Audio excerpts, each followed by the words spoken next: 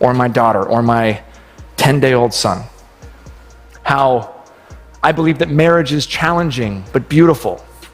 Good afternoon, everyone. Here's your news update for the Monday, March 16th, 2026 rush hour drive home. One of the main stories today puts Justin Baldoni back in the spotlight, as new developments raise questions about whether recent claims are part of a smear campaign or based on truth. The discussion includes audio from PR strategist Jed Wallace, taken from a separate high-profile case involving Rebel Wilson. While the situation hasn't gained as much attention as expected, it's beginning to draw public interest, especially since several figures connected to that case also overlap with Baldoni's legal situation. Although this audio likely won't factor into Baldoni's ongoing case, which is awaiting a judge's decision on summary judgment, it is influencing public perception. In the Rebel Wilson case, newly surfaced audio reported by The Hollywood Reporter suggests her PR team may have discussed creating anonymous websites to accuse film producer Amanda Ghost of serious misconduct, including sex trafficking. This raises an important question. Were these allegations knowingly false, or did the team believe them to be credible? The answer could significantly impact the strength of Wilson's case.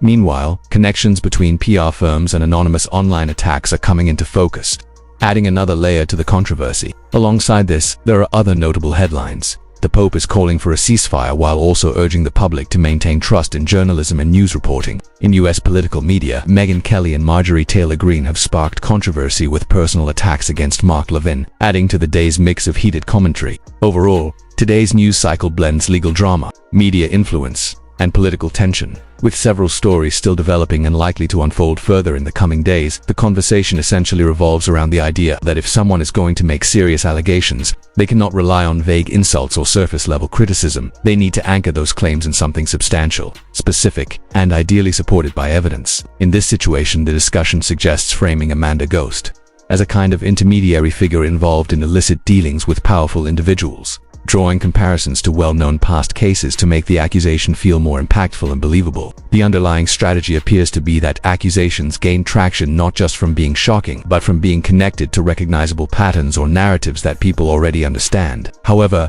this immediately raises a crucial question. Is there any real, verifiable evidence supporting these claims, or is this simply an attempt to construct a damaging narrative? That distinction is where the issue becomes far more serious. If there is credible evidence, documents, witness accounts, or verifiable connections that could reasonably link Amanda Ghost to wrongdoing, then even strong or aggressive public statements might fall within the boundaries of legitimate reporting or legal defense. In such a case, presenting a narrative that pieces together these connections could be argued as fair, especially if it is based on information that can withstand scrutiny. On the other hand, if there is no solid evidence and these claims are being amplified through anonymous websites or gossip-style platforms, then the situation shifts into something much more problematic. At that point, it begins to resemble a coordinated smear campaign, where the goal is not to inform but to damage someone's reputation without accountability. The use of anonymous or semi-anonymous digital channels only deepens this concern, as it allows narratives to spread quickly while making it difficult to trace responsibility. The involvement of prominent figures in public relations and law further complicates matters. Individuals like Brian Friedman and Melissa Nathan bring with them a history of working on high-profile cases, which adds weight to any strategy they are perceived to be part of.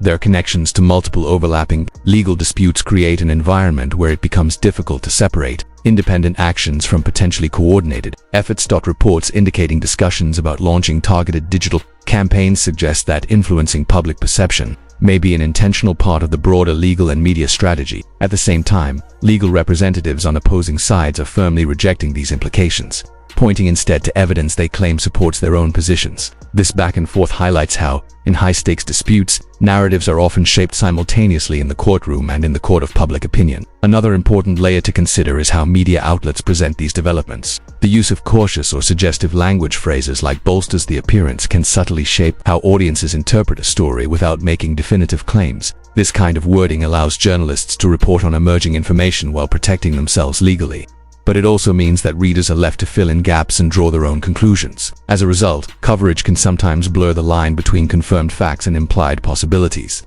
contributing to an atmosphere of uncertainty. In the end, everything comes back to evidence and credibility. If there is clear, verifiable proof supporting these allegations, then the narrative may hold up under legal and public scrutiny. If not, then the creation and spread of such claims, especially through indirect or anonymous means, could have serious legal consequences and raise ethical concerns about manipulation and defamation. The connections to other cases, including those involving Justin Baldoni, appear at this stage to be based more on association than on direct evidence, which makes the situation even more ambiguous. For now, the story remains unresolved, with competing narratives and limited confirmed facts, leaving observers in a position where withholding judgment until more concrete information emerges is the most reasonable approach. If you're looking for pure political drama, things have taken a pretty bizarre turn, with a heated clash involving Mark Levin, Megyn Kelly, and even Marjorie Taylor Greene jumping into the mix. What starts as a typical media feud quickly escalates into something far more personal and chaotic, highlighting just how fractured and combative certain political circles have become. The conflict begins with Levin launching a harsh and deeply personal attack on Kelly,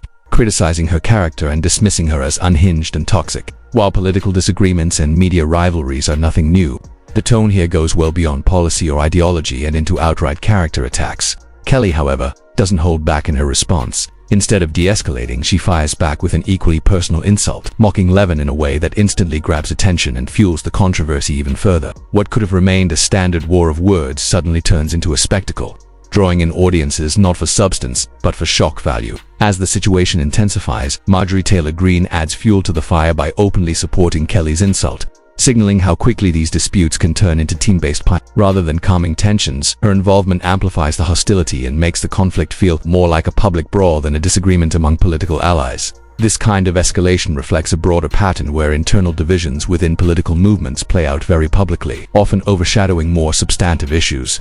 Then, unexpectedly, Donald Trump steps in to defend Levin. His response follows a familiar pattern, strongly backing those he views as loyal while criticizing or dismissing those who oppose him. In doing so, he frames the situation not just as a personal dispute, but as something tied to the identity and direction of the broader movement he represents. However, this intervention also raises questions about priorities. While major global and domestic issues continue to unfold, attention is instead drawn to personal conflicts and media feuds, which can feel disconnected from the concerns many people expect leaders to focus on. What makes the situation even more striking is how quickly narratives shift. Not long ago, Kelly had spoken positively about Levin, even expressing admiration for him. That contrast highlights how fluid and, at times, transactional these relationships can be within media and political spaces. Alliances change, disagreements escalate, and public figures who once supported each other can quickly become outspoken critics. In the end, the entire episode feels less like a meaningful debate and more like a reflection of how modern media and politics often blur into entertainment. Personal attacks, viral moments, and public feuds dominate the conversation,